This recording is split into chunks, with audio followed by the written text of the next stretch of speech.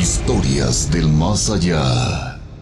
Tenemos por aquí a alguien en la vía telefónica. Buenas noches. Hola, ¿qué tal? Buenas noches. ¿Quién está por ahí, amigo? ¿Cómo estás? Muy bien, soy Israel de Cuernavaca. Perfecto, Israel, de Cuernavaca. Gracias por estar con nosotros. Nada más así lo dejamos con Israel de Cuernavaca. Mi querido amigo, ¿tú tienes algo que platicarnos? Sí, fíjate que es una historia que hace muchos años aconteció. Yo tenía en aquel entonces 18 años. 18, y me remonto al día 16 de octubre de 1992. 92, muy bien. Sí. Resulta que yo vivía en un edificio que estaba habitado por 6 familias normales, gente común y corriente, en una propiedad que más adelante se convirtió en el Club Rotario. Perfecto.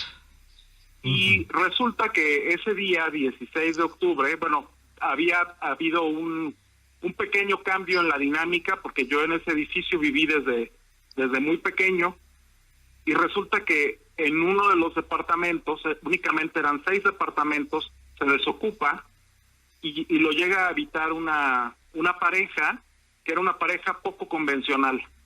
¿A qué me refiero con poco convencional? En 1992, hoy en día no es tan común ver parejas aquí en México que sean birraciales, y aquí el caso era que era una chica muy alta, rubia, muy atractiva, como de 1.80 de estatura, y su novio era un muchacho de raza negra que usaba rastas, y en aquel entonces no era algo muy común ni muy usual. Muy usual, claro. Sin embargo, esta pareja llegaron a vivir ahí y nunca hablaron con los vecinos. Todos los que vivíamos en ese edificio, por ejemplo, yo cuando esta situación pasó, yo ya tenía alrededor de 16 años viviendo ahí.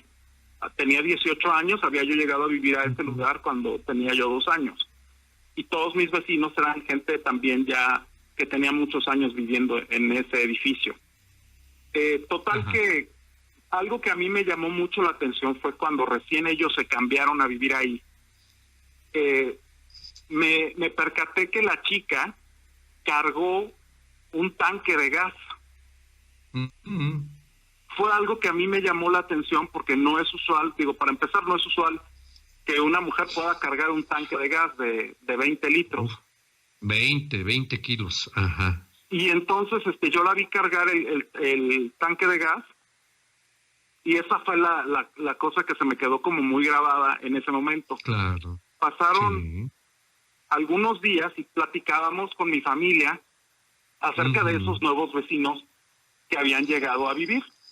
El edificio únicamente tenía 3 pisos y en cada piso había 2 departamentos. En el departamento donde ellos estaban era el departamento número 1, yo vivía en el departamento número 2, que era el departamento, o sea, exactamente el departamento que quedaba a un lado donde nosotros vivíamos. Resulta que cuando platicaba yo con mi mamá me comentaba que en la noche estos vecinos hacían demasiado ruido. Y pues yo con eso me quedé, pero me decía mi mamá que ella escuchaba como que arrastraban los muebles. Pero nosotros, pensando en que se acababan ellos de cambiar, creímos que era algo normal.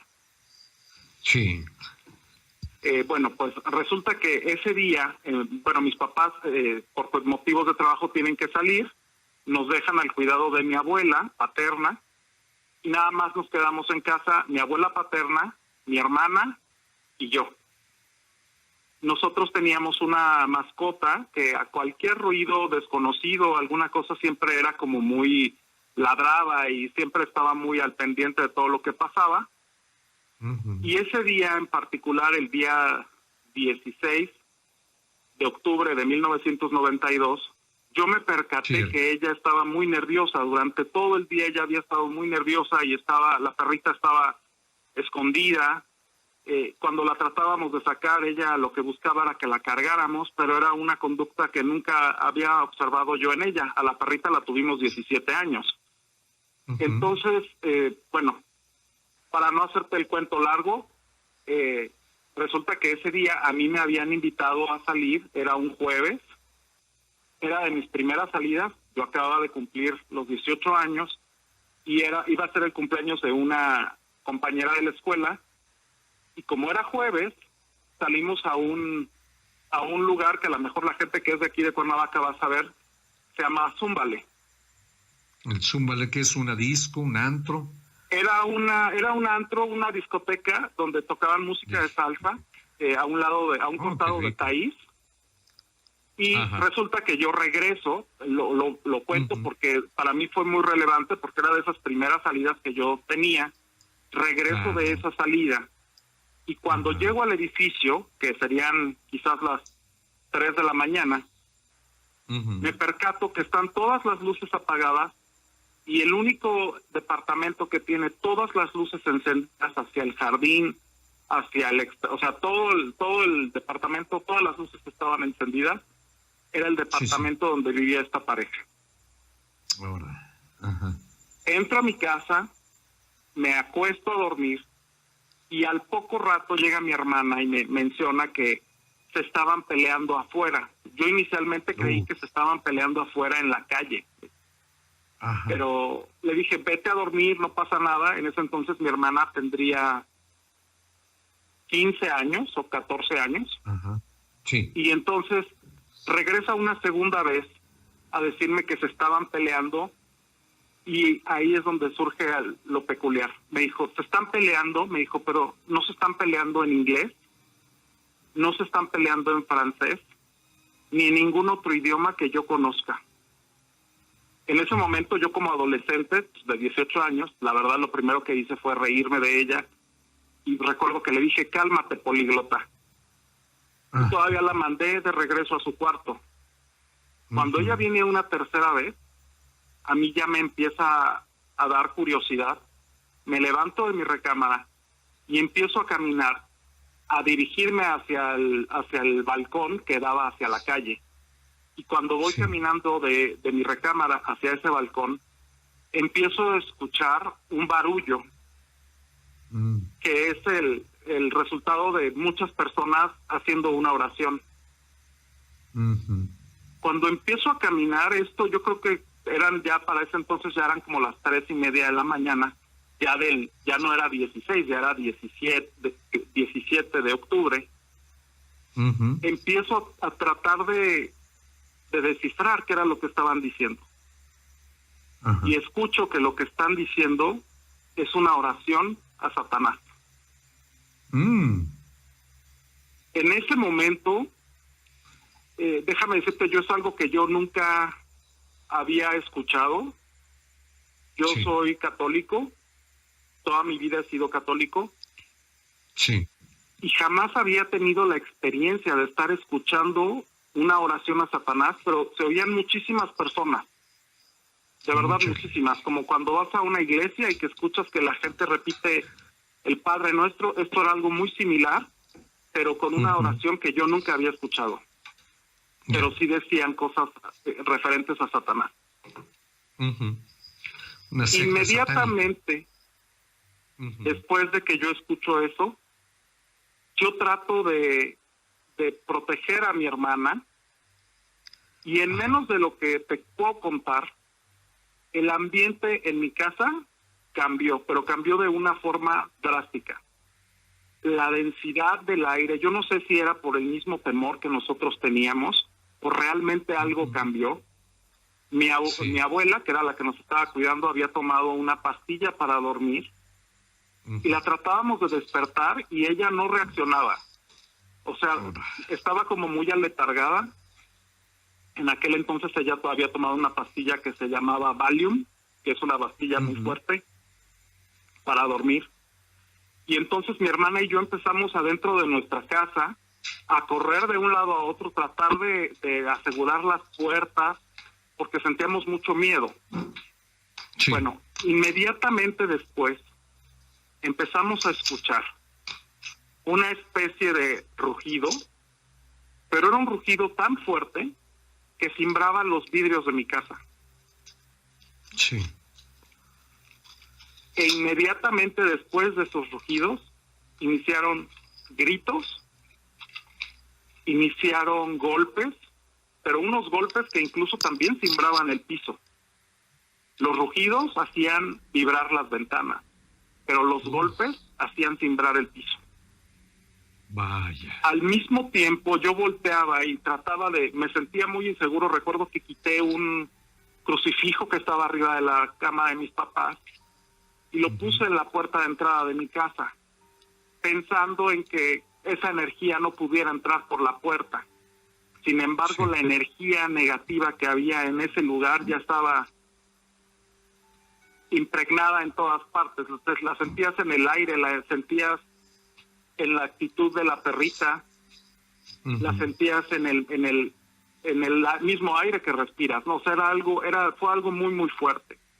Entonces, en ese momento yo trato de tomar el teléfono para hacer una llamada telefónica y resulta que mi teléfono estaba muerto. El teléfono había funcionado perfectamente. Yo antes de irme había hablado por teléfono. Pues resulta que el teléfono estaba muerto. Y en ese momento lo único que en mí estaba presente era que yo sabía que había 5 familias, bueno, en este caso ya eran 4, nosotros éramos la número 5. Había 4 familias más que estaban escuchando lo mismo que estábamos escuchando nosotros, porque era algo impresionantemente fuerte. Sí. Era tan fuerte como tener a lo mejor un estéreo a todo volumen. O sea, imagínate de qué cantidad de sonido te estoy hablando. Claro, ¿a cuántos decibeles, no? Que se cimbraban los vidrios. Ajá. Entonces, en aquel entonces se hizo muy popular para la gente que le haya tocado eso, de poner esos pequeños como ojitos que había en las puertas, como era un hoyito por donde tú te asomabas para ver quién estaba. Y yo, la verdad, con mucho miedo me traté de acercar a la puerta para asomarme y tratar de ver qué era lo que estaba sucediendo, porque en ese momento yo no sabía si venía del departamento de al lado, si venía de la casa de atrás, o no sabía de dónde venía todo ese sonido. Y cuando me asomé, me percaté, yo creo que de la parte que más miedo me dio. Había alrededor de 30 personas entrando y saliendo a lo largo de todo el edificio y todo el jardín de la casa. La gente teníamos como una especie de casa club con una alberca y estaba el edificio. Y veíamos que el estacionamiento estaba lleno de automóviles y todas las personas estaban con capuchas negras con unas batas largas. En ese momento te sientes todavía más inseguro porque pues nosotros nada más éramos 2 adolescentes al cuidado de nuestra abuela, que pues estaba bajo la influencia de ese medicamento, y ningún vecino parecía manifestarse. Yo no veía encendidas las luces de ningún otro de los vecinos. Empezó esto a avanzar y cada vez los golpes y los gritos eran más fuertes. Sí. Hasta que llegó el momento, y esto sí les quiero decir, y ese es el motivo por el que yo comparto la historia. Sí, amigo. Realmente creo que yo nunca había presenciado que por medio de una oración o de algún ritual lograras transformar toda la energía de un lugar que hasta ese día había sido un lugar donde toda la gente que ahí habíamos vivido muy bien y muy felices. A partir de ese momento, la energía de ese lugar se modificó.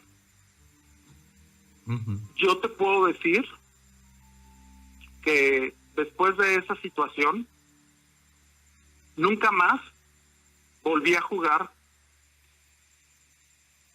con el significado de cosas que son de cuidado, como tiene que ver el mal. Descubrí que realmente existe el mal. Descubrí que es muy fácil que gente con cierto grado de irresponsabilidad empiece a tener prácticas que no son correctas. Y conforme, bueno, eso fue la reflexión que yo tuve después, pero en ese momento todo se interrumpió cuando empezaron a gritar y la gente empezó a salir aterrada del lugar. La gente que estaba en la misma misa, de lo que yo no sabía que era, pero era una misa negra, lo que habían hecho ahí. Misa negra, claro.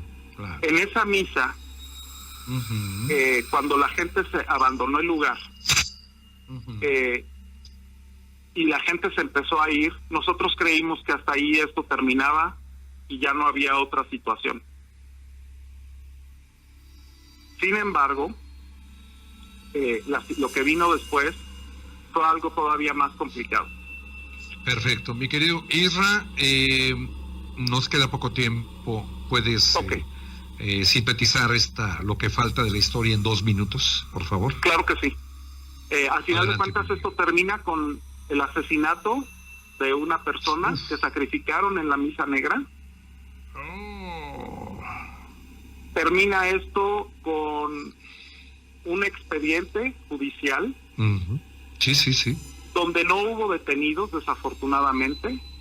Hubo una víctima y había más de 40 implicados. Hijo. Y es algo que nunca se logró aclarar, y es algo que a nosotros, hasta el día de hoy, todas las personas que vivimos ahí lo presenciamos, todas personas decentes, personas honorables, que tuvimos que vivir esta situación a causa de 2 jóvenes que decidieron experimentar y jugar con algo tan delicado. Claro. Después de eso, todos abandonamos ese sitio y todos retomamos nuestras vidas en otro lugar. Mejor. Mucho mejor, mi querido Israel. 28 años data esta historia, una historia con un sangriento final y obviamente con una interrogante enorme. Nunca se dio con el culpable de este asesinato. Mi querido amigo, te agradecemos mucho por haber llamado, por haber participado.